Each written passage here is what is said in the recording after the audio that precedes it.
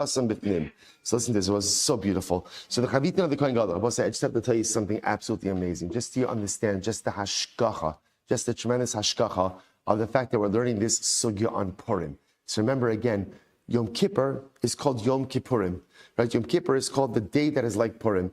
The fact that Yom Kippur is compared to Purim indicates to us that Purim is even of greater holiness, greater sanctity than Yom Kippur itself.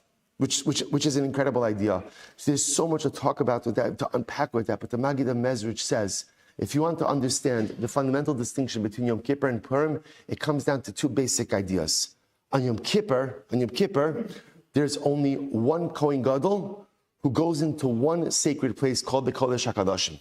The Maggid says, on Purim, every single Jew is a Kohen Gadol, and on Purim, everywhere you go is Kodesh Kadoshim.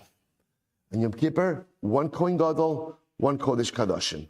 On Purim, every Yid is a Kohen Gadol, and every single makom you go is Kodesh Kadoshim.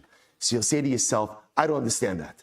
Either do I. But I want to tell you, it doesn't matter. Sometimes I will say, it doesn't matter what you understand.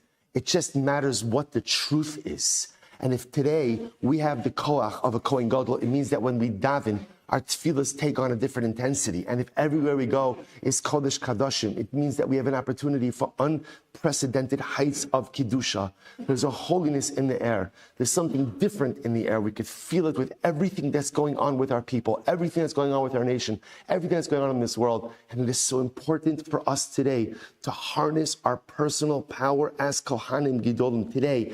Each and every one of us is a Kohen Gadol. Daven, learn, chesed, tzedakah, avas chinam, whatever we could do. And everywhere we go, recognize that we are surrounded by the Kodesh HaKadoshim. And we get to do the sugya of Chavitin Kohen Gadol today.